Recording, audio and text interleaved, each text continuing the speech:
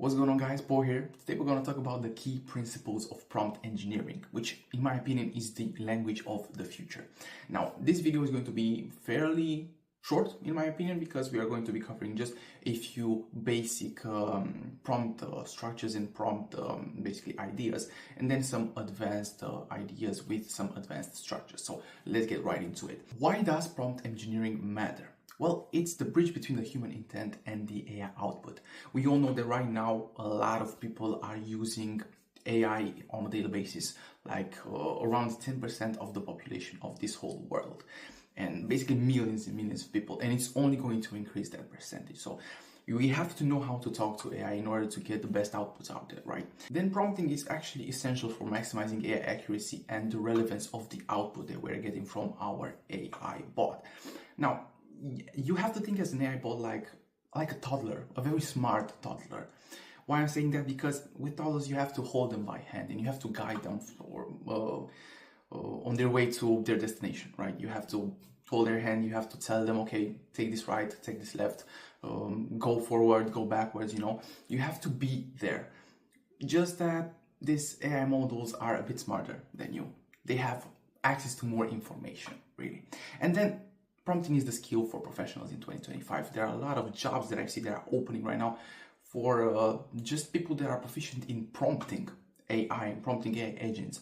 And there are going to be some very well-paid salaries out there when it comes to prompting. So this is why it is pretty important nowadays.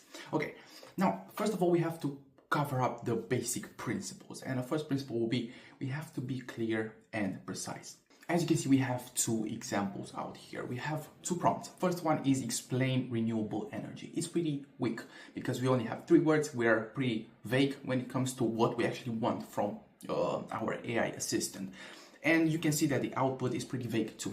We have solar energy, wind energy, hydropower, with a little bit of some emojis out there. And there are 4 bullet points for each of those categories, right? So it's pretty broad. If you input something broad, you're going to be outputted something broad too. But the second example is going to be a pretty strong prompt, let's say. It's not really strong, but it's better than the first one, which is summarize the benefits of solar and wind energy in 200 words. You can see that we gave him some length, some guidance when it comes to the length of the response, 200 words. And we have basically narrowed down the specificity when it comes to renewable energy. So we went with solar and wind energy. Therefore, we are going to be getting a better output out there. You can see here, it's better structured. It has exactly the words that we have asked. And you can see that it is more niched down. It's about sustainable and abundant, zero emissions, cost-effective and low maintenance. You can compare the two prompts, the two output of the prompts, and you can see that the second one is way better if you are trying to, I don't know, maybe get this information for writing an article, or it helps us at a project in school or at work, whatever. Okay. Then the second principle is to provide a little bit of context. Now, we have to add background details to improve the responses, and we have to specify audience, tone, or purpose. Here again, we have 2 examples. The first prompt is this: write a blog post about AI's role in healthcare for a professional audience. And the second one is write a blog post about AI's role in healthcare for 5th grader kids. So all that we changed was the audience that we want this output to be catered to. In the first one, we have professional, and in the second one, we have 5th grader kids. And you can see that the language changes. The structure is the same because we did not change the asking of what the output should be. We just changed the audience that we want to cater this response to. Here we have more elevated, more advanced words in the first prompt. And then we have some more basic 5th grader level words, like AI helps doctor find illness faster, or AI in diagnostics, precision and efficiency. You can see the difference here. If you know just this fact and you just change really 2 words, just the audience that you want to cater to, you can see that we can use the AI assistants to, I don't know, teach kids or even teach professionals. We can teach whatever the type of person that exists out there, right? So basically, it's more versatile for us when we use this AI assistant. The third principle is to be specific. We have to define tasks explicitly and include format, tone, or length requirements. So we already saw that we have played a bit with the audience and with the length in the first principles. Now, let's see this prompt example. Draft a formal 10-sentence email inviting colleagues to a quarterly review meeting. Here we have the output on the right hand side. So basically we set out the tone, which is going to be formal. We set out the format, which is going to be email, and the length, which is going to be 10 sentences. And you can see that on the right hand side we have a well-structured email that it's being guided by our input. So you can play with those in order to vary the output that you want to get and to get the best response that you actually are seeking for. There are a lot of principles out there, but how do we actually remember them on a daily basis, right?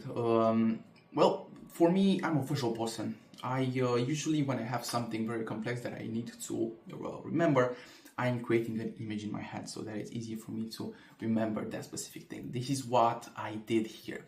So we are going to be using the acronym CPS, which stands for clarity, precision, and specificity. And let's imagine this whole picture. Imagine a clear box containing precise tools labeled with specific instructions. Here on the right hand side we have a clear toolbox with some tools inside it, and on the lid we have some instructions on how to use those tools. So you can always think about this box and this image, and you can remember the acronym CPS, which stands for clarity, precision, and specificity. Then we have to test our skills every time when we are trying to actually learn something. So I have a challenge for you. Here we have a weak prompt. Tell me about climate change, and I want you to change it a bit and to upgrade it into a more stronger prompt. You can comment it down below, and I'm going to actually review your prompts and give you some feedback, or you can just do this exercise by yourself. But it's pretty good to test your skills when you're trying to learn something. Now we are going to be hopping to some more advanced principles. Now, the first advanced principle is persona-based customization. We have to know that framing the AI as an expert or persona guides its responses. So basically it helps tailor tone, style, and context. Here we have a prompt. You are a marketing expert. Create a social media strategy for a startup targeting Gen Z. So we gave him some context. He is a marketing expert. When you give him a persona, he is going to change the way he thinks about the output and how to structure it and what language he should use or what information to use for that specific output. Then we have given him a tone, which is the Gen Z tone, and a style, which is going to be a strategy for social media, right? Here on the right hand side we have a picture. Again, we have to learn more visual because a lot of people are doing so. We have 3 different robots which basically are one and the same. It's the same robot, but there are 3 different hats. You have to think about this analogy. Your AI assistant is a robot, right? But you, as the typer, as the user of that specific AI assistant, gets to choose what hat to put on that specific robot. So you can make him act as a marketing expert, make him act as a professional chef, or as a professional educator. The power is in your hands, basically. You just have to give him the instructions. Just like I said in the beginning, hold his hand and give him as many details and as many guidances as possible to get to the destination. The second technique is few-shot prompting. Now, we have to provide a few examples to show the AI how to respond, and it's ideal for tasks requiring specific formats or styles. Here is an example. Generate product descriptions. Here we're going to give the input and the output that we would like to receive from that specific input. So let's say the product is going to be noise cancelling headphones, and the description, we are going to give him that specific description, which is going to be enjoy immersive sound with our noise cancelling headphones, blah, blah, blah. Then we are going to give him another example. We have the product fitness tracker, and the description, stay active and monitor your health with our sleek fitness tracker, and so on and so forth. And then we're going to give him another input and let him complete the output and the rest, basically the description for that specific product. On the right hand side, we have a better picture on how few-shot prompting works. First of all, we have the prompt, which is classify the following sentence based on the sentiment, which is describing the task that we are giving our AI assistant. Then we are giving input and output examples like sentence, what a beautiful day, sentiment positive. Sentence, the weather is quite bad today, sentiment negative. and then we are just going to give him the input. Send us, I'm so excited about the weekend, and he's going to give us the output, which is the sentiment positive. By doing this, we are basically training our AI assistant to think in a certain way and give the best outputs out there. You are increasing the accuracy when it comes to more complex prompts and more complex actions that we are requiring our AI assistant to do for us. Okay, then we have the third technique, which is chain of thought prompting. We have to think step by step, basically. Ask the AI to break down its reasoning into logical steps, and it's great for problem solving and complex queries. Again, we have an example. The prompt is going to be, solve this math problem step by step. If a train travels at 60 miles per hour for 2 hours, how far does it go? Okay, now, on the second, on the right-hand side, we have an image that explains a bit the difference between a standard prompting and a chain of thought prompting. On the first one, you can see that we have a question, an answer, and a question. And the answer is 27. That is going to be the whole output. And on the second one, as an answer, we are going to be, again, just like we said before with the previous technique, we are going to be giving him an output so that he can learn how to respond to us. You can see that the answer, the output that we are going to provide him is more complex than the first prompt. So the answer is 11, but in the chain of thought prompting, he is going to give us how he arrived to that conclusion, to that answer.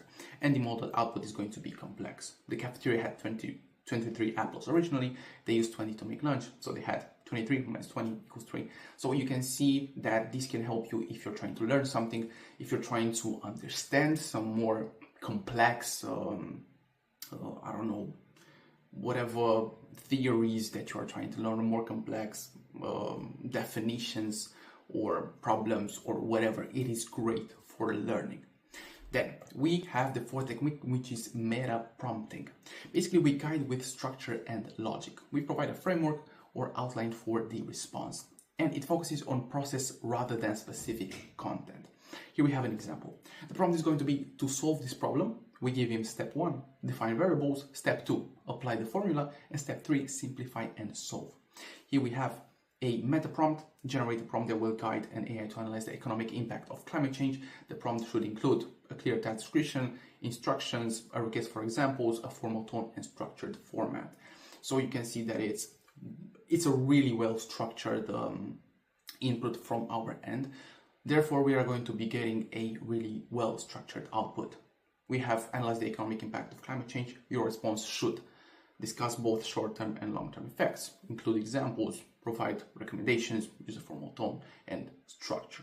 Okay, so we are getting into more complex prompting, into more complex outputs, and more complex asks from us, from our AI assistant.